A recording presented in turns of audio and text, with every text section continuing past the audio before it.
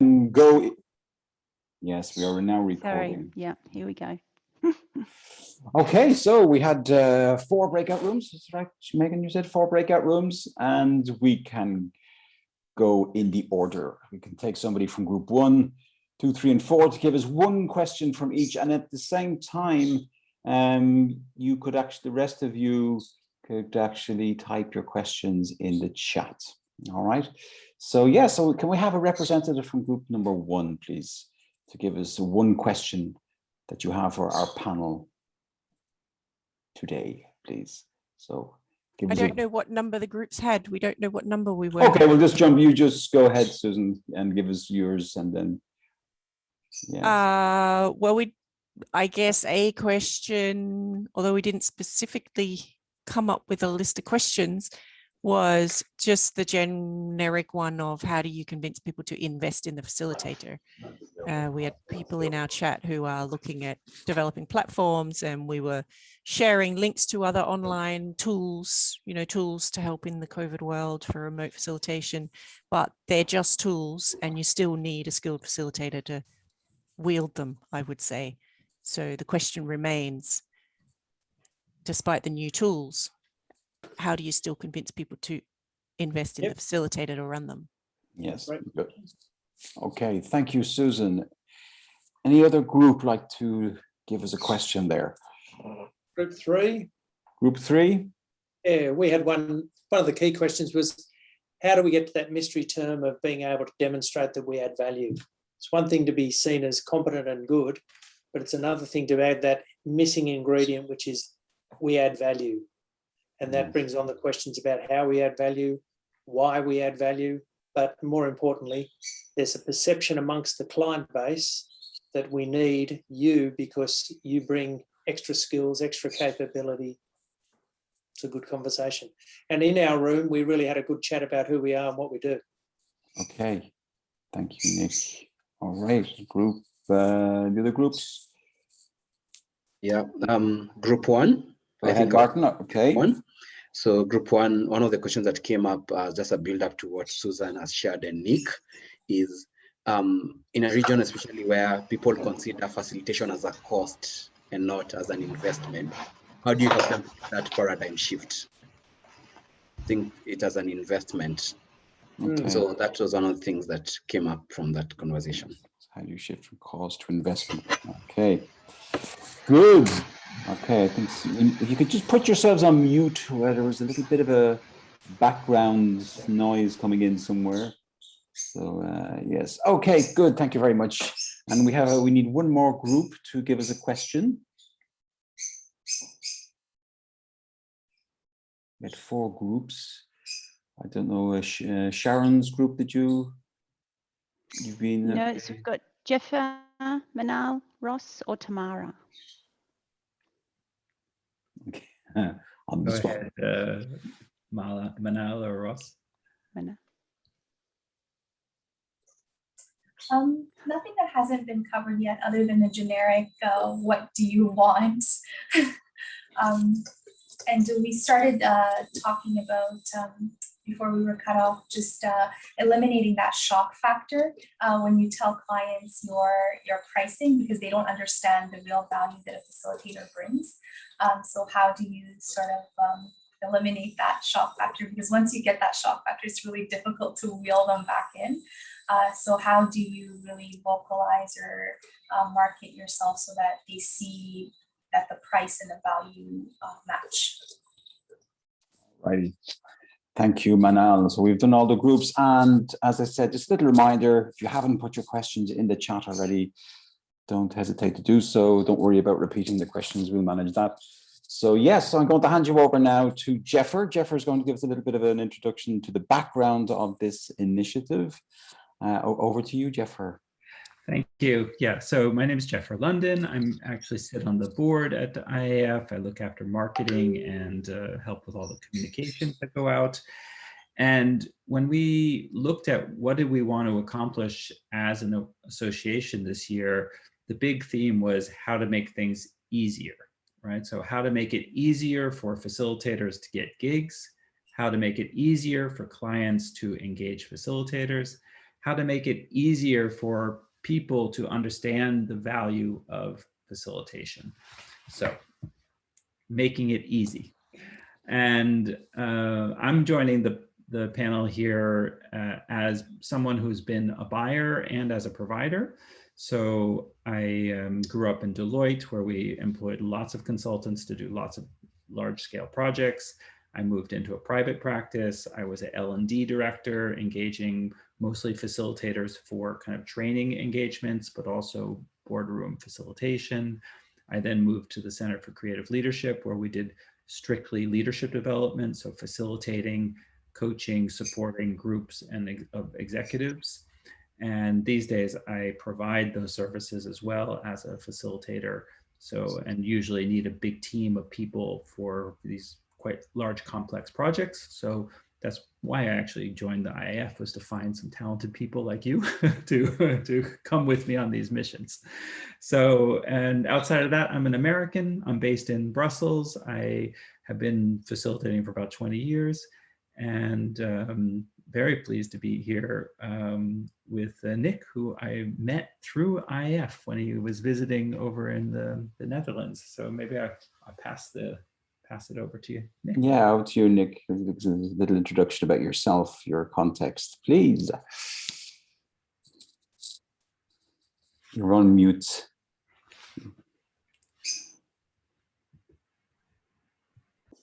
Yeah, it's better Jeffrey, when in all that statement about locations, you've got a very misleading surname as well.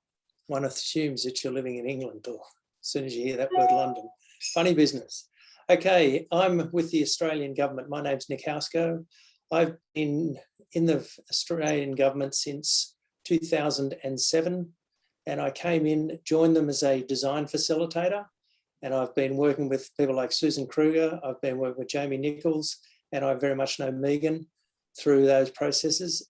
On average, we've taken design from in that space from being very much about design into group process facilitation. To give you some idea of volumes, I would be doing around 120 workshops per annum.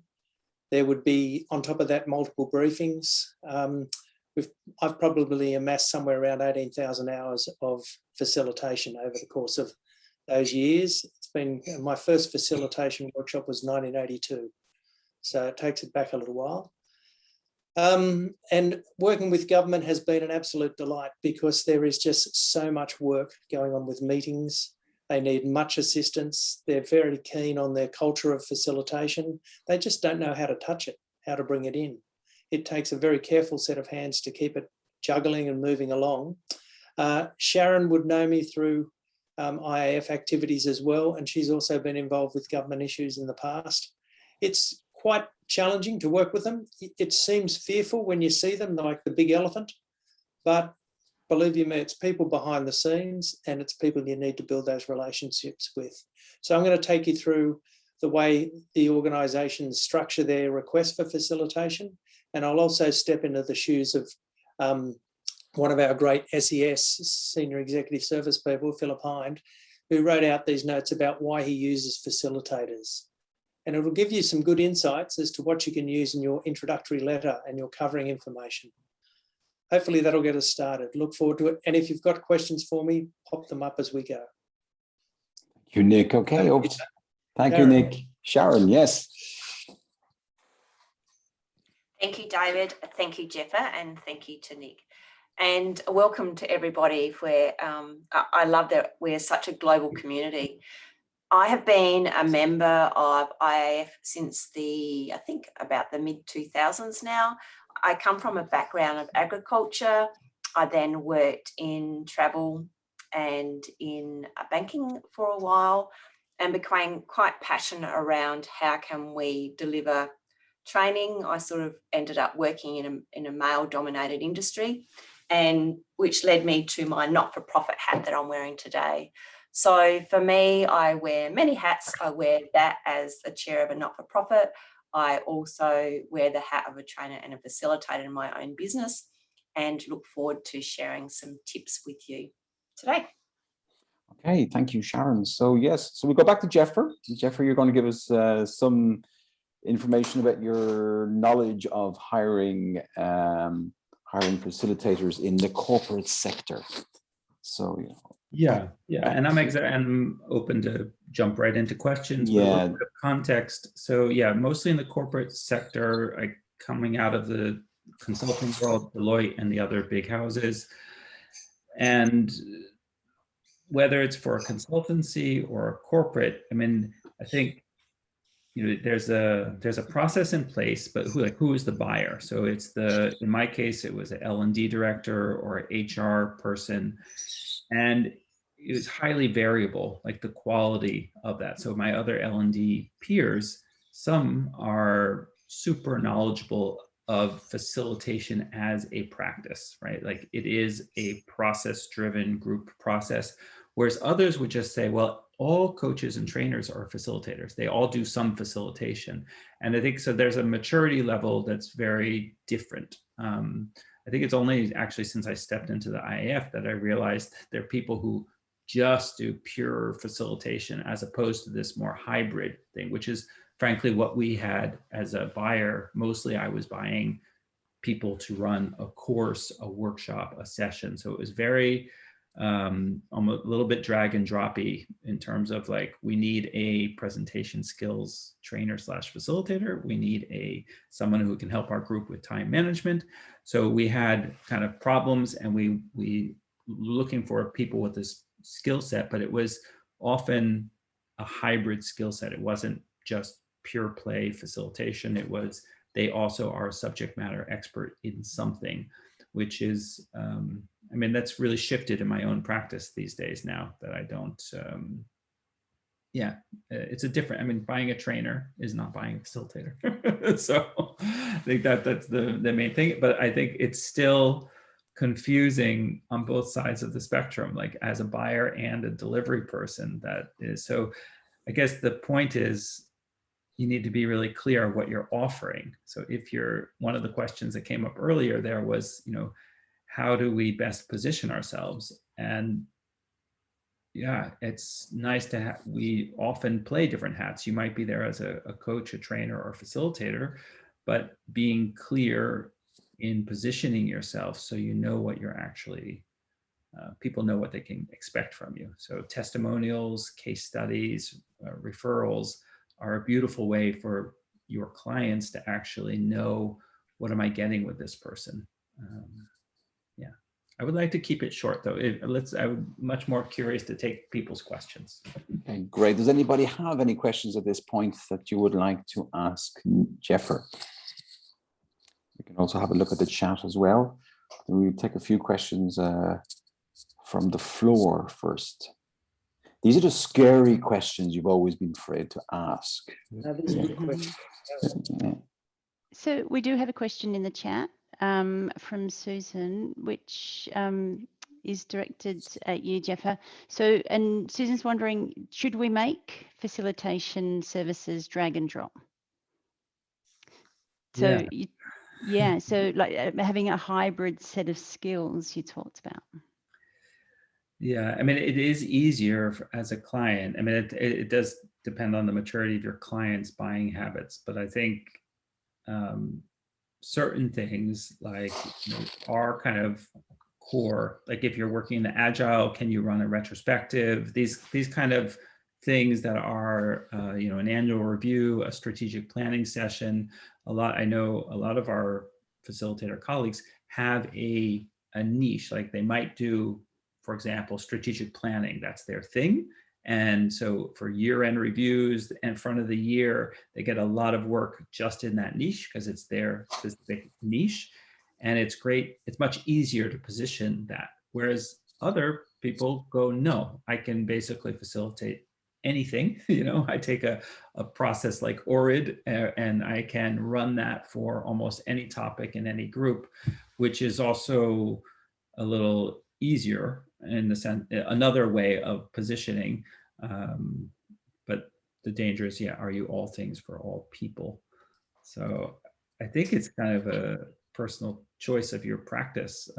Ross, I don't know what you were thinking there, because you were talking about how you're rebranding your small business providing facilitation services. Do you want to deepen that? Yeah, question? thanks, Jeffer. So I guess two comments in relation to what you've just said. I'm, I guess, 4 years into my my facilitation practice as a small business, and probably about 8 years into my journey as a facilitator, at least intentionally. And I guess I'm coming to understand that the value of having both a defined area of expertise as a facilitator to build that reputation in, as well as kind of branching out so as to not get boxed in and stayed in that space. The second point I wanted to make here was to kind of blow up the idea of do you niche or are you broad, because I dislike polarity in general, and I think there's great value as facilitators, and there's great value as clients for facilitators to come with, I guess, a big enough toolbox to not see every problem as a nail, to use the metaphor there, to be able to bring the right facilitation processes and skills to match the need of that client and that situation. Okay, so in a moment, I'd like to pass it to one of our panelists, but I could just give one more plug on how to position yourselves. And what IAF is trying to do is make the core competencies something that is in every request for proposal. So like when a client is looking for a facilitator, our hope is that they refer to these competencies. And then as a member, of course, you represent these competencies. So it's a nice match. And we are doing that. For example, we've just been getting an approval with the European Commission and the European institutions here I'm in Brussels, so we're a very governmental city, to have it recognized as a formal body there, so that any of the other institutions, when they're looking for facilitators, it's what are they actually looking for? It's people who represent this code of ethics and this set of core competencies. And then you can talk about quality. We're not necessarily that you have to be a certified professional facilitator, but that you understand those areas. And I think that is a huge distinction for, as we heard earlier, like, oh, okay, anybody can facilitate, and we would like everyone to facilitate, but there are certain people who make a conscious effort to represent certain standards. And that's what IAF is doing, is trying to promote those standards for buyers, so it's easier in their request for proposals, request for quotations, and for facilitators, just put that stamp of approval on your proposal and on your marketing material so people know what it's about. And with that, I'd like to pass it either to Sharon or Nick to go a little deeper. Hey, Do you want to have a go, or do you want me to go? Over to you, Nick. Oh, okay, thank you. All right. Yep. That's a good summation, the idea about what's going on in the commercial world. When you think government, people immediately think slow, very hard to respond. It's working at a snail's pace and I can probably step on it. But the whole reason with government is the slowness that keeps you out is that same slowness that when you're on the inside keeps you in there. So government in Australia is quite conversant with facilitation. They're not looking for meeting organisers, they're not looking for MCs, they're actually requesting facilitators. So I think that's a very big step first, that the job ad you respond to or the opportunities that you respond to are for facilitation, if that's the skill set that you want to bring. To get into government, relationships are quite important. You can go the very cold way of just applying for the applications or job requests, but it always helps to have to know and have a reservoir of people who you can deal with in government, who can ring and just check to find out what's the arrangement. So stepping onto the inside of government, when we're looking to bring facilitators in, commercial, Jamie and I, Jamie's on here, wave Jamie, wave your hand, yep, he's down there. Jamie and I work together as full-time facilitators in government. He's just joined us in that space. coming from his PhD in fluid mechanics, is it? Jamie? Come off. Something very close there, Nick. Yeah, spray application and reducing spray drift.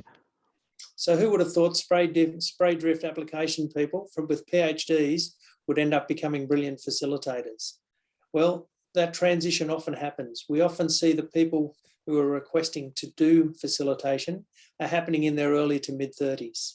It's not often a job of the 20-year-olds. And if I look around this room that we've got now, we haven't got too many 20-year-olds.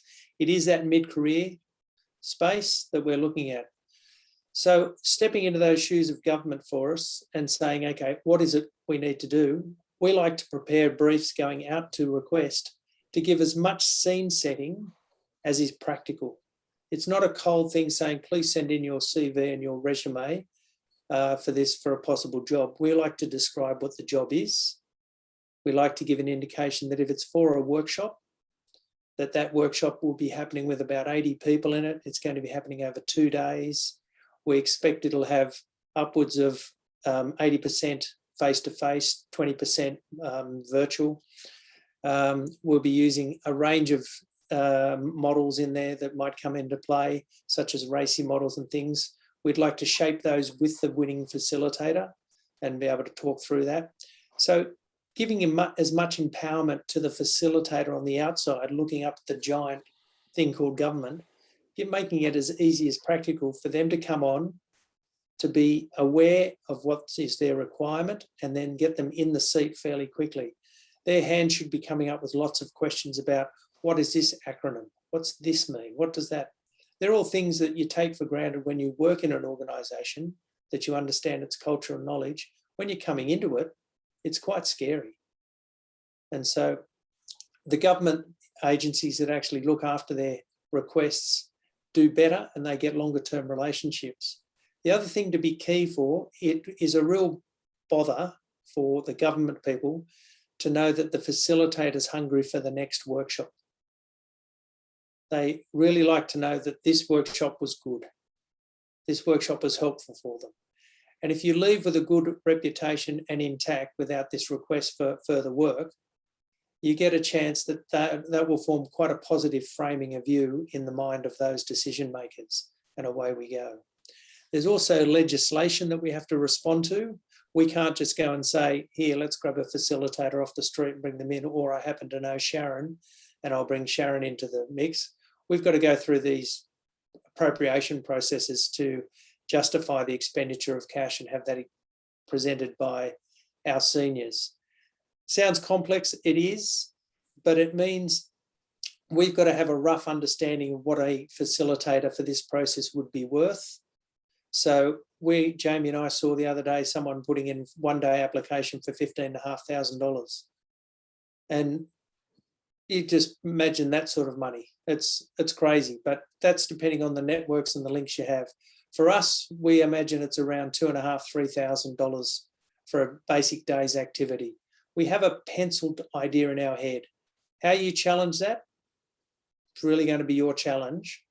But I think you do it best by having networks and having people who have seen you work and can represent you and say, no, I think it's worth this. We don't often go into debates about money. We really want to go about, are they there? Are they local? Can we use them on the said date and time if that's locked in? And are they fluid with government language? Can they actually make their way around? Well, it's a first timer coming in for here. So if Anton came and joined us in Canberra for a workshop, we'd have to find out if he's first time into the federal government space. I work in the Department of Agriculture, which is where Sharon's background is, a lot of agricultural activities. We have an incredibly complex stakeholder base. And we get a lot of workshops with not just the government people, but also those stakeholders, the beef industry, the grains industry, the sheep industry, the fruit, the horticulture, all those coming in. They might become the most dominant numbers in the room. And so your skill as a facilitator is to demonstrate that you can work with the stakeholder, get the relationships going, get the engagement happening. So there's extra drivers on it from a government point of view. Jamie, is there anything you want to add on that space? How's my sound first, people? Is the sound okay? Excellent. Yeah, I think, Nick, what I've learned certainly in the last couple of years with government is taking that backward step. And if you can be involved in developing that agenda up front, that's really helpful for having that relationship building process going on. Because in the end, as a facilitator, we deliver the content and deliver the outcomes. And certainly where I guess that step in between to have that conversation with the sponsor and their staff, and then being aware, Nick mentioned about stakeholders, just having that awareness that stakeholders would only come if they've got some, we use that phrase, skin in the game, only if they have an interest in what that outcome's going to be.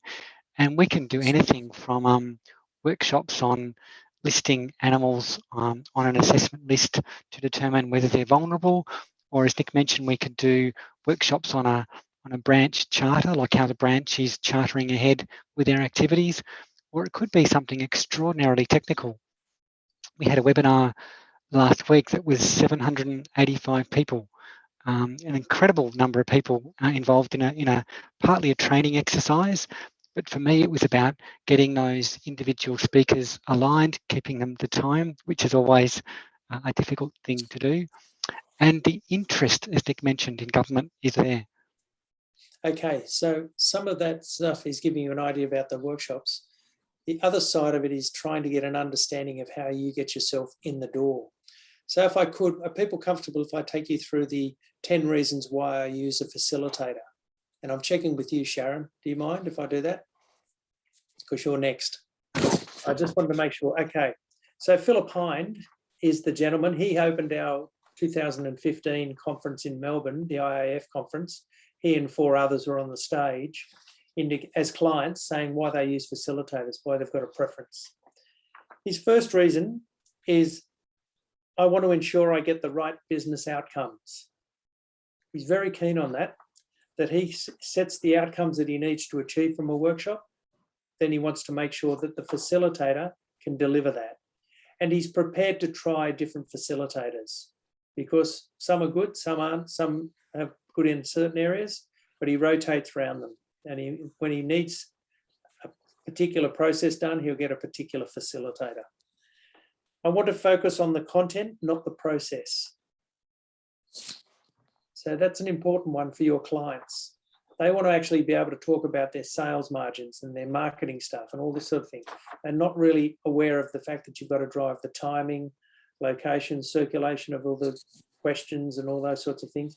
True facilitative engagement is what they're not interested in. They want to know about the content.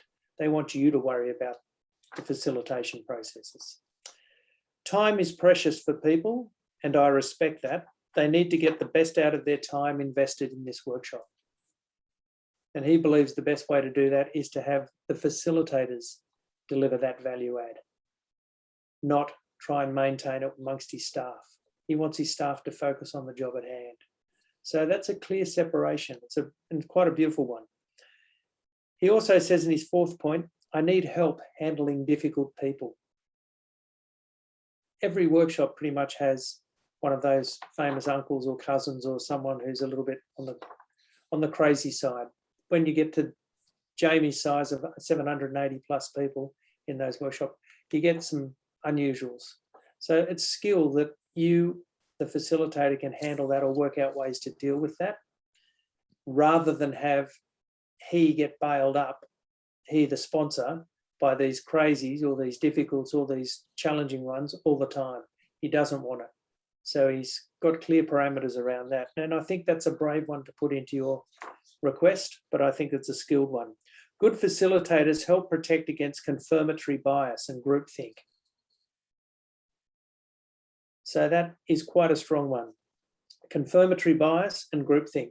That's stuff where people lock in and go, oh yeah, they just do this, and all work as a herd and as a group that they all agree to something. The facilitator's role is to say, really, is that, Manal, is that exactly how you think it should go? And then you look across and say, David Bowie, is that the way you think it should go? And you're checking those questions. You're breaking out the groupthink. You're starting to challenge the people. So that's incredibly important. So Tammy in Scotland, just getting a sense, are you clear about that? When you bring them in, You can also deal with difficult people, but you can also get to the point where that's a skill set that they value that you've got. Okay, so being able to do this. And don't worry, I'm going to share this list with you at the end of the process. So if you're madly scribbling, don't be too scared.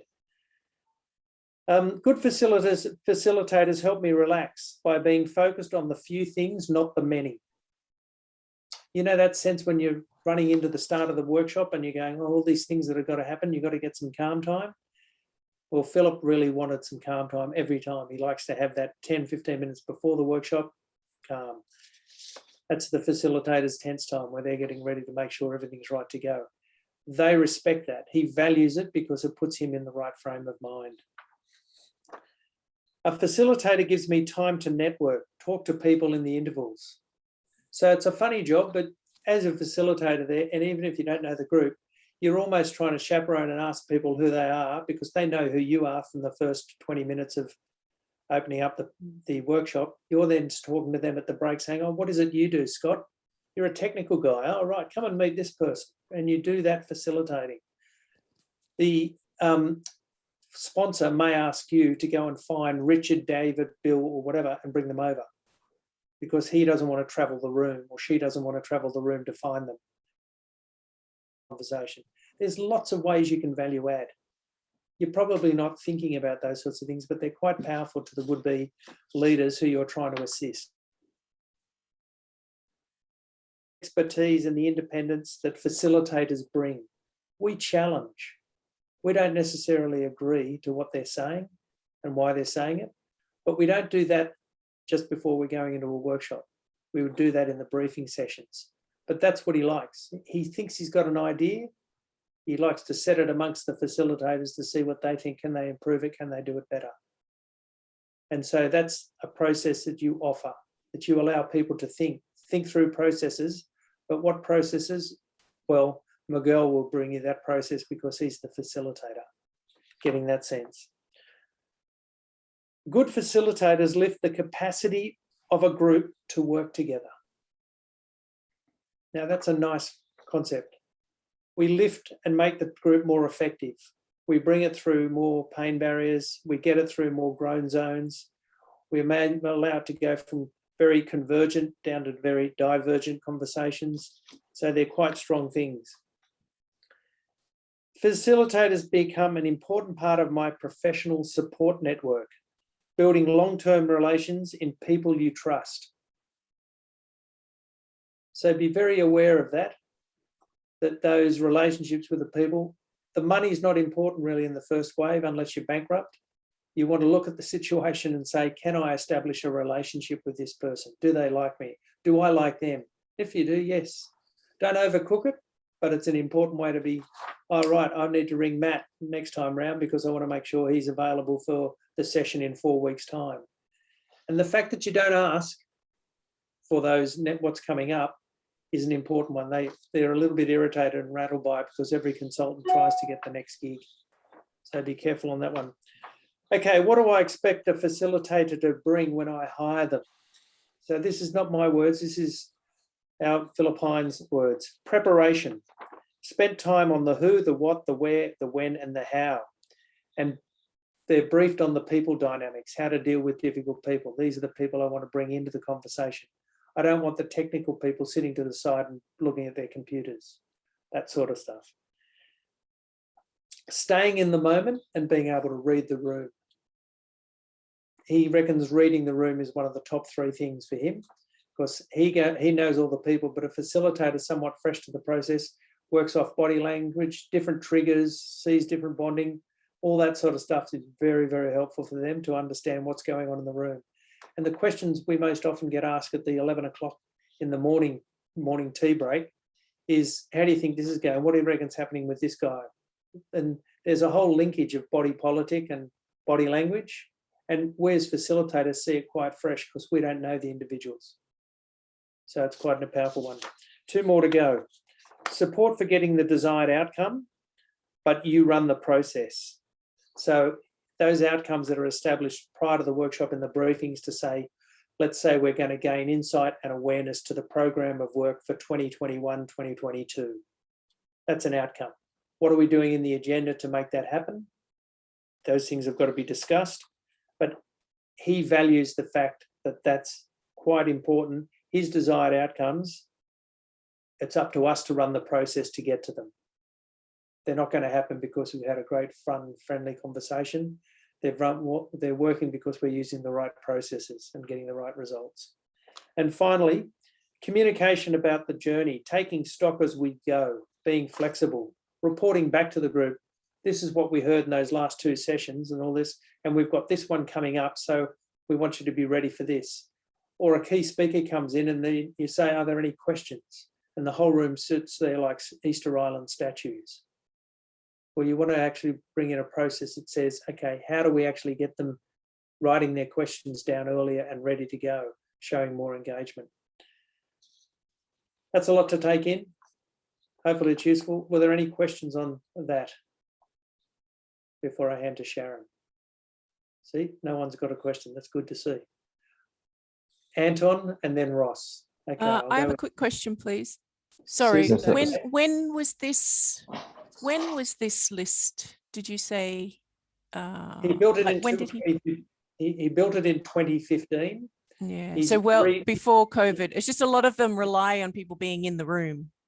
Yep. You know, and like reading the room. You can't really do that online. But you can get better at it, but it is a process that's more in that space. Yeah. And I'm optimistic we're getting post-COVID. So we'll see how we go. But that's sort of his statements of time. We've done a refresh of it, and he's building at the moment what he's learning from the COVID side of things. But Great. that's much more technical. that was a switches. great list. Thanks for sharing. And That's Nick, okay. is that all internal? Like is that when you actually go out to tender, you want to bring in the facilitator, do you let them know that these are the 10 things you're looking for? Or is this more how you evaluate it and how you select the people? I won't use that as a list like that, but I will weave it into sentences and saying things like, we're very keen to make sure you can help protect us against biases such as confirmatory biases and that easily descended place the group think. We need you to make sure you've got awareness and processes to get outside of that. So it's giving them a few ideas of what they're challenged with. And there, Anton, you had your hand up, then Ross. Yeah. When you're doing government work, for example, when I worked with the Institute of Criminology, I had the opportunity to have a couple of meetings prior to the facilitation so that I could really understand exactly what they wanted to get as an outcome. How often do you have the opportunity as a facilitator to talk to the head of the area or the group the organizer to actually do your prep work and drill down to getting the results that they're after? Very good point. If you're running a process, yep, I expect to be briefing with the facilitator or having myself as a facilitator, 3 to 4 sessions of briefing pre the workshop. That first briefing session is all about the discovery. What do you need? What do you want? Who's working where and how? Then the second one starts getting into the more fine-tuned. You might have a draft agenda that you're shaping. You might test that early in the process. The third meeting is confirming that sort of material. Have we got the right settings? Mm-hmm. You may be meeting your sponsor in each of those meetings. You may only meet them once, but they're the ones that make the decision, and you want to get that word of empowerment from them that says, hey, Anton, we're happy for you to make those calls, but check with Jenny if you can't find me. Okay, I just want to make sure we're all on song, we're all on the same song sheet. So the briefings are important, and we're doing that in the COP this week. So there's going to be a fair bit of that community of practice session. Ross, away you go.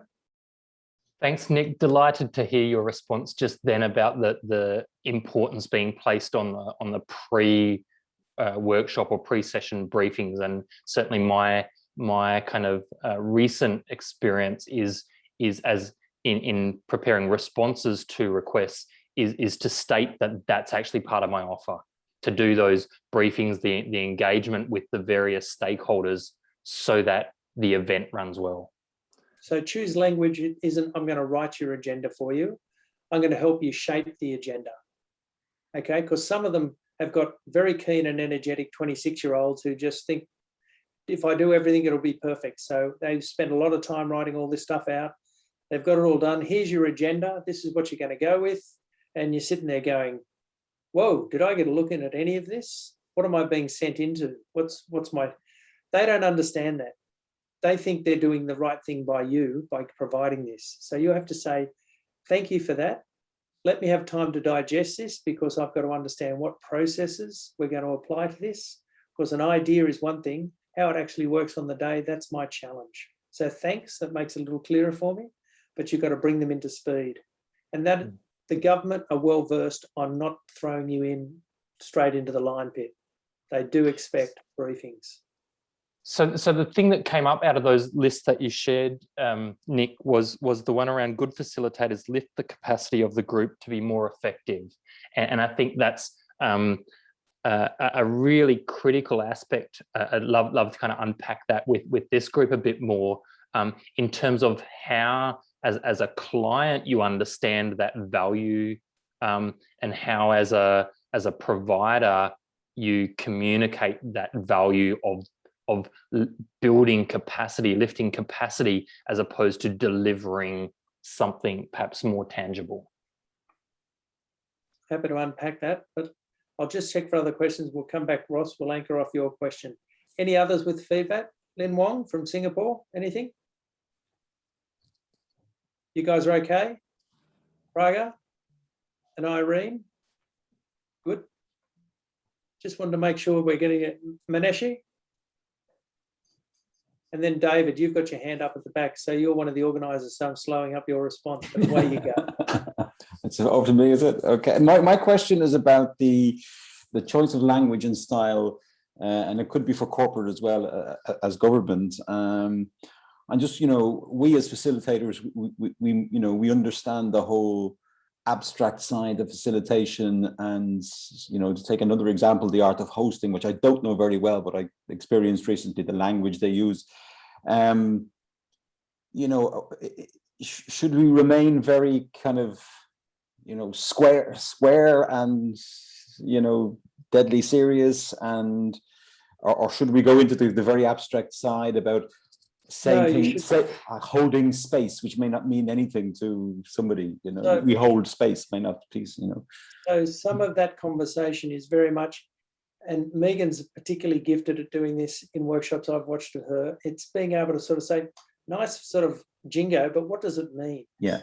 Always being able to bring the language back down to a common understanding.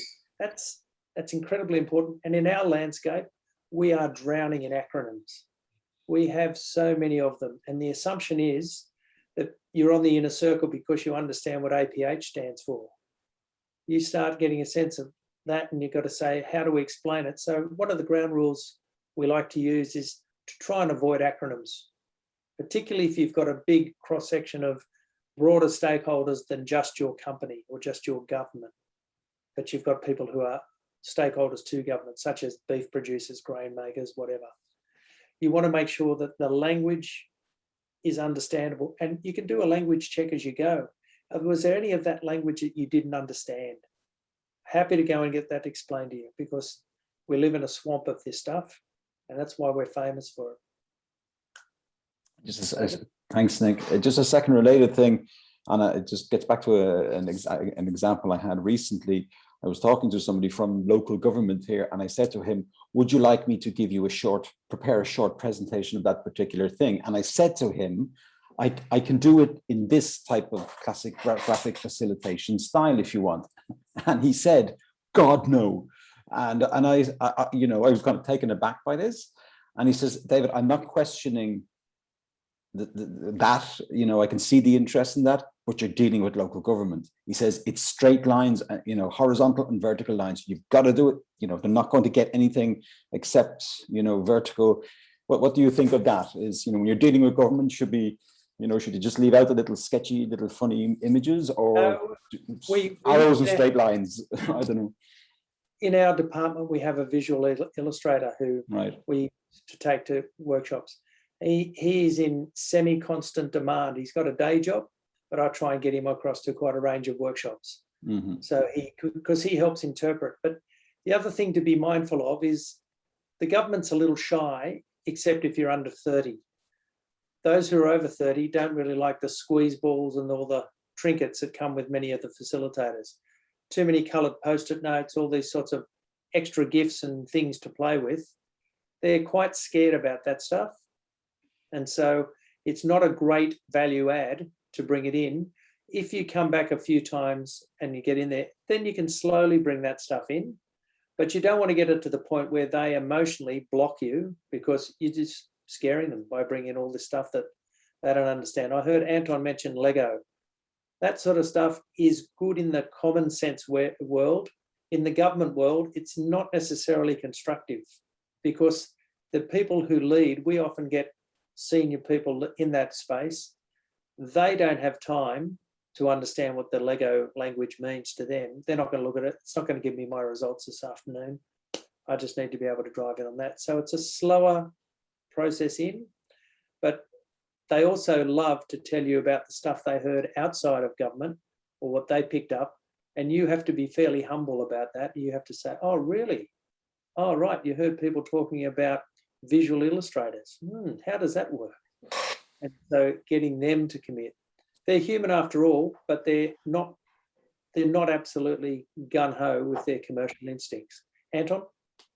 Yeah, it's quite interesting because I know when I got booked in as a facilitator into that government work, it was like, don't mention the Lego. You're just coming in as a facilitation, and when the team arrive, they'll be doing it. But in your quote, just put it through as in what you're going to do and what the results are going to be. And the feedback since, say, in the last 6 months has been unbelievable what they gained from it and how it opened them up. But if it was purely put forward with a Lego tag and that on it, it would have been, I don't know. And he took a risk. The director took a risk to book me in. But I know exactly what you mean as far as that it was softly.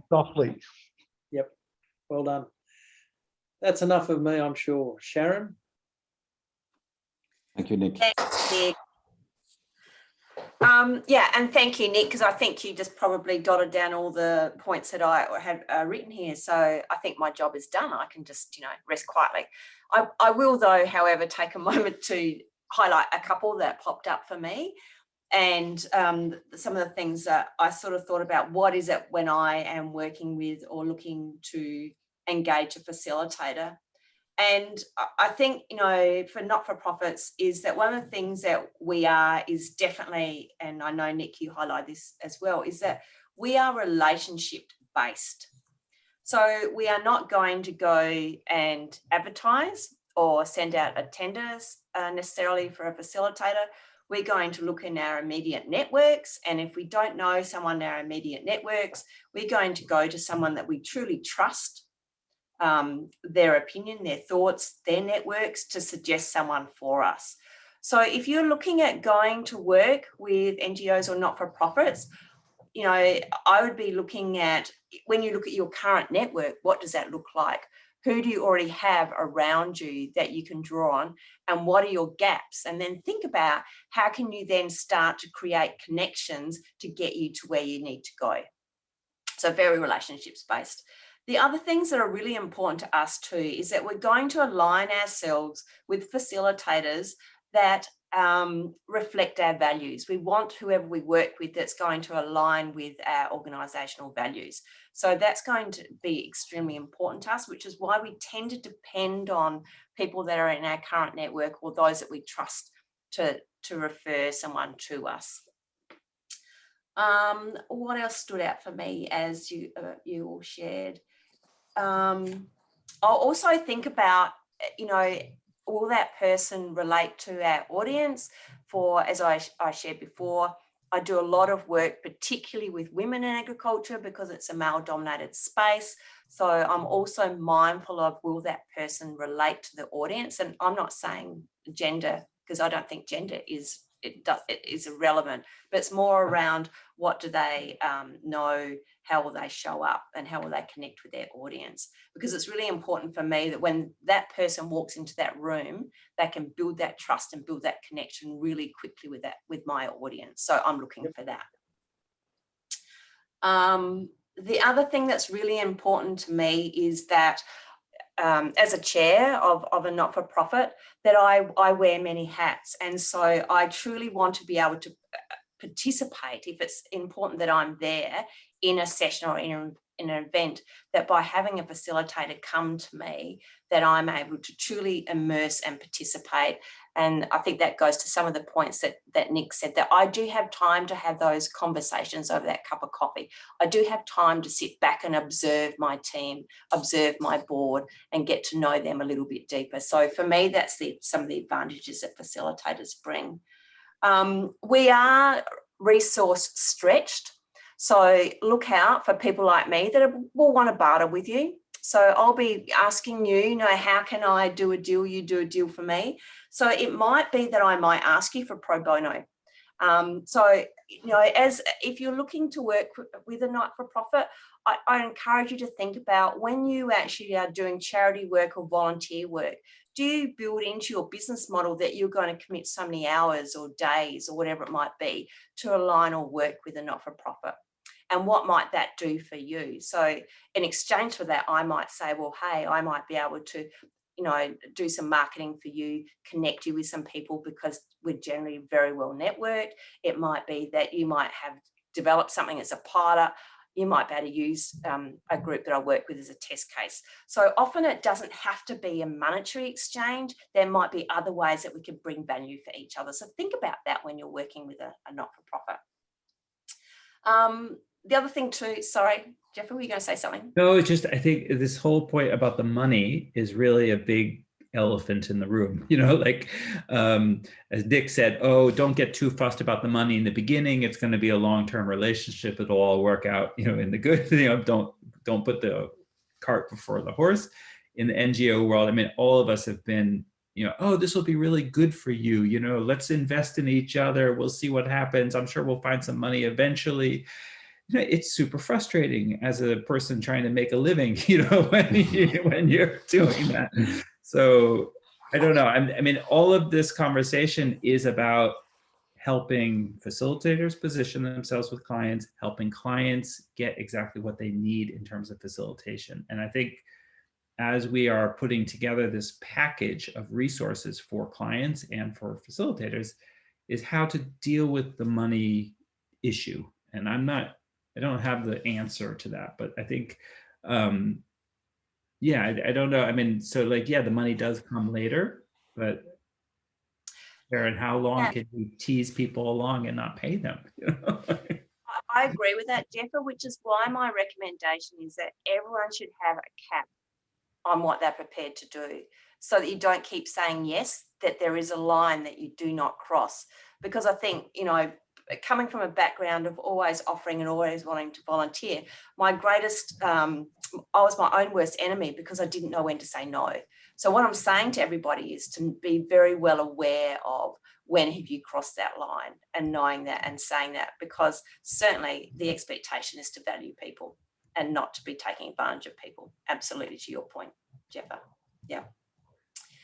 The other thing too is that I think, language. For me, in agriculture, the word facilitator is thrown around to mean so many different things. So, for example, it could mean that you're a natural resource management facilitator. What does that really mean? You're facilitating opportunities, you're facilitating workshops. Your facilitation is used in so many different ways. So when we think about language, it's not just some of the jargon that we use within organisations, but it's also the word facilitation itself. So maybe thinking about when you're selling in what you bring, the word facilitation might be the first or the most obvious word to use. It might be some of those benefits that underpin that will become across as your value rather than the word facilitation. Just, to flip it. And the outcome is that everyone is more, for me, the ultimate is that everyone then becomes more aware of what this process facilitation is and how that works and how we can deliver greater outcomes for organisations. And yeah, I think to your point, Susan, that last year, COVID had a huge impact on the way that we connected with people, and that it's really interesting how that has, how we have adapted. And certainly I think there was, in the short term, there was a gap on how to work with facilitators that had great virtual expertise. So it took a while. It's like there's that lag, and then people were, I think, have caught up over time. But certainly that was a short-term gap for us. That is it. Thank you. If I could, just a couple of points on the government side as well. Don't think people stay in their positions fixed, erudited to the role and no movement. There's quite a lot of movement in government these days. So the person who you've made the link with, and you give them a ring back and try and find out, oh, they've moved to a different section or they're in a different area. So there is quite a lot of transient movement. It's very smart for you to target people who are in the mid-30s in the business, because in that next 10 years, they're going to move to very senior managers, if not senior directors, and take on quite large roles. The more they move, and when they have moved, they like to be given support when they're doing meetings. They don't want to have failures. So there's a point there. Watch the announcements, keep an eye on the ads and stuff in what used to be newspapers, but now online, and where things are coming from, so that you can see if the distillery department of Scotland got a budget increase in this last financial year, there's a fair chance they're going to be needing to do a lot of meetings. So it's a bit of an early pulse indicator that the department or the area, if it's getting special money for a new hydroelectricity project, well, how are they doing with the facilitation? When do they have their meetings? Could you be hired as a person who comes on board for 30 hours over the course of the next 6 months to do that work? Think creatively. There's plenty of work in terms of government requirements, in terms of doing workshops. We do about 1.7 million hours a year of meetings in our department. So not all meetings go well, and a facilitator gives a much higher sense that the desired outcomes will be met. So there's lots of positives. David, was that a hand up or was that just flexing the muscle?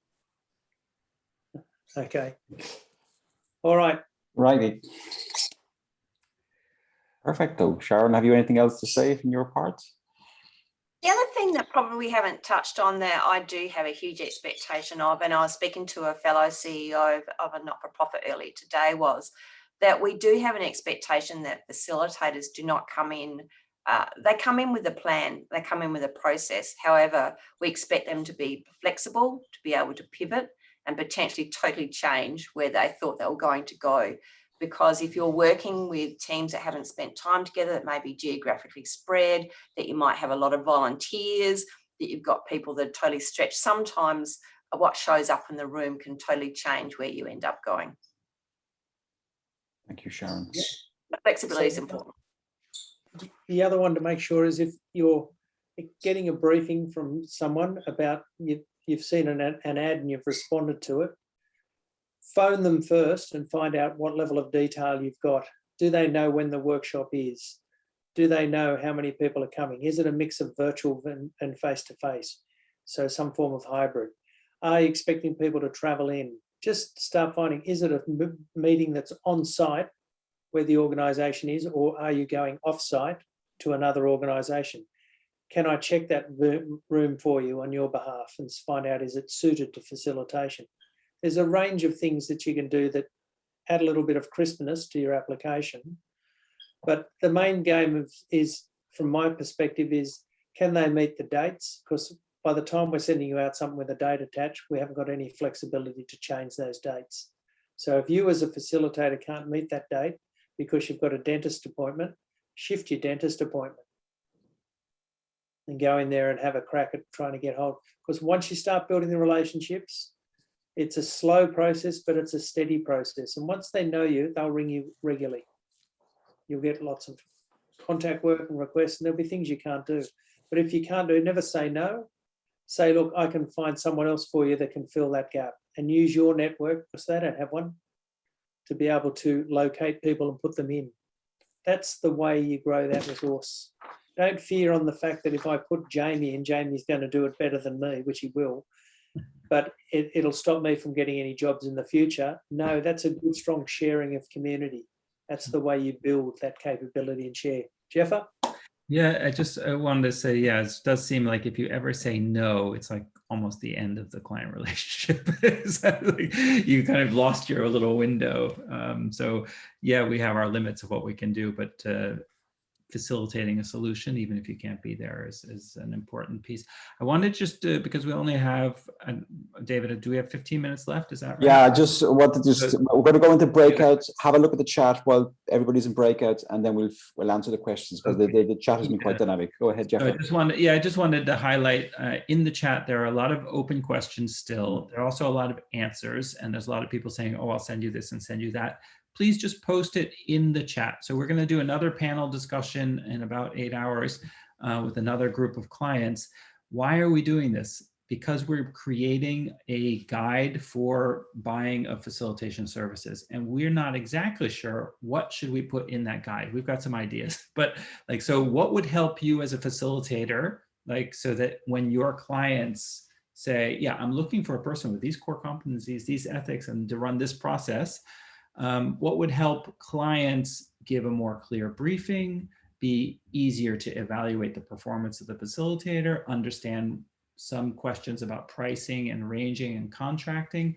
So any of you thing on your wish list as a client or as a person serving clients, please put those wishes in the chat. We'll save that, and then we are going to basically be working with anyone who wants to join us in making this kit. But the idea is to kind of get something beta tested before Facilitation Week and the Facilitation Summit in October. So we're working on this kind of through the summer and into the fall. Yeah, that's it. Over to you. So thank you, Jeffer. So, and I'll check this with Megan.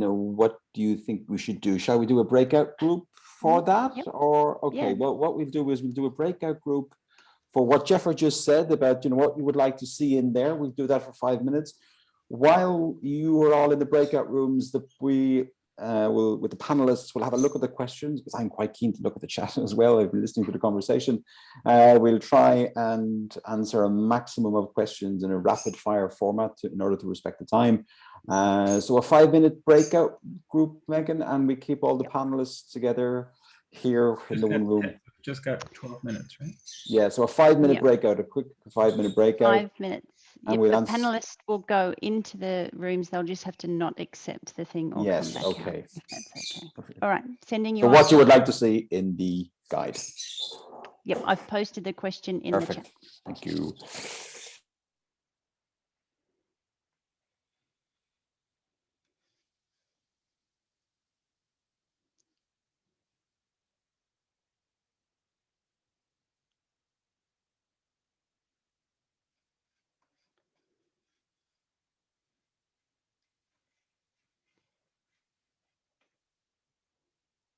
Hi.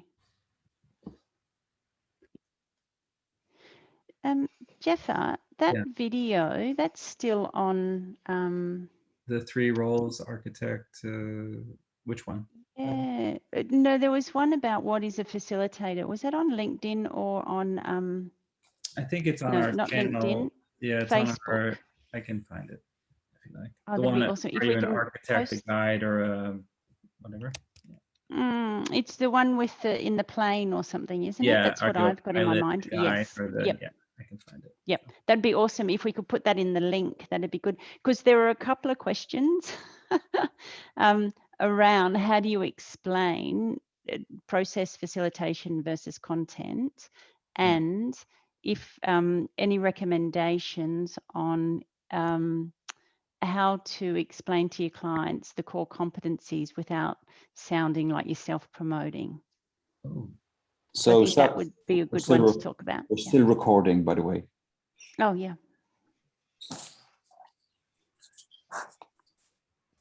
Did anybody else? Drill. And the other one would be on the group process side, we are trying to get stuff out of your head and down there on the discussion table. So when you think about training, you're following a guide and you're doing it down the train tracks. When you're thinking about group process, we're trying to get everyone to put their issue, item, discussion point on the table for conversation.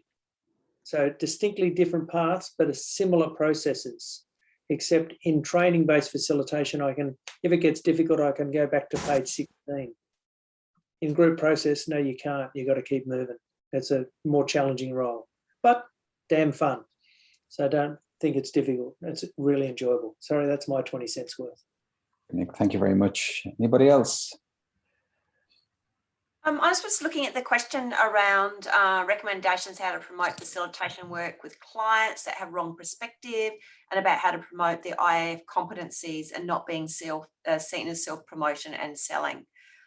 Be proud of who you are. Facilitation is a profession. You know, how exciting is that? And we have an association that supports us, that can help us demonstrate that we are professional and that we do operate under competencies and ethics. So, you know, I say be loud and proud, and certainly to attach those to anything that you're putting in for is, from my, you know, if I put my not-for-profit hat on, is a plus. And make sure you mention that you are a member of the IAF, and spell it out. Don't say IAF. Someone asked me why I'm a member of the Israeli Air Force. International Association of Facilitators. So that's what you're a member of. State it in all your stuff, in your letterheads, on your emails, because that gives them credence that you have got some form of third-party endorsement. You're working through a big body. That's incredibly important, because the world is just full of a whole lot of people that can be horse facilitators, grain facilitators, sports facilitators, national facilitators. It's just all over the spot. What does facilitation mean in your business? Thank you very much. Jeffrey, what about you? Yeah, exactly. Well, first I want to say thank you to everyone for putting all the comments in the chat, and please keep putting comments in the chat. We're going to use that as a kind of a, you know, unopened, you know, questions that we need to deal with to put in the guide. So please put your wishes there or resources you see. We're also collecting RFPs, requests for proposals, requests for quotations, to see what are clients actually using. And, you know, some clients do that so well, and others it's a bit clumsy. So we'd like to actually give like the template to the client. So if you're looking to engage a facilitator, use this template. And then of course, the competencies are built into it, and IAF people will get more gigs through it because it'll all be aligned. As far as the point from Nick there of, yeah, do mention IAF and, you know, outline what it is about it. So there was a question about, you know, do you have the competencies, the core competencies? And one thing is, you know, rather than just saying, oh, I have all these core competencies, I'm a superhero of facilitation, just having the question about, so where do we stand on active participation? Is that the expectation of the group? Where do we stand on me being a non-biased party in this discussion is going to happen? Are you looking for a content expert, or are you looking for someone who's going to pull the content out of the group? I use the core competencies as a questions to explore with the client and align, and it builds trust in the process, and it establishes you as someone who's not too fixed. Also, I mean, most of us have multiple methodologies we could apply, and that's a great way to kind of bring it up in the discovery discussions. Thank you, Jeffrey. Okay, well, we're 10:31. I'm conscious people have to leave. So I just like to say thank you to Sharon, thank you to Megan, thank you to Nick, thank you to Jeffrey. And guess what? We're doing it all again. This my evening here in France at 1700 hours CET. So you are welcome to join us. You can check it out on the site. You can find the details there, iaf-world.org. So, and a big thank you to you. I'm so looking forward to looking at the video again and diving into the chat to see all the comments. So thank you very much. Watch this space, consult the website regularly, and maybe see you later on this evening at 1700 hours CET. Thank you, everybody. Thank you, David. Thanks, everyone. Perfecto. Thank you so much. Well done, guys. Thank you. Thank you. Bye. Bye from Take care. Jerabomba. Yeah, Jerabomba, I've been Bye. practicing. Good. Bye, Anton. See you guys. Facilitation capital of the world, Jerabomba. Here we go. Jerabomba. Hello, Manessa, how are you? Are you with us? Yes, I'm still with you. Okay. Okay, I thank you. think we're going to We're have a little debrief. You we're can gonna have a debrief now, Manus. Yeah, thank you very much. You're very welcome. Thanks for joining us. Thank you. Meg, you just want to stop the recording?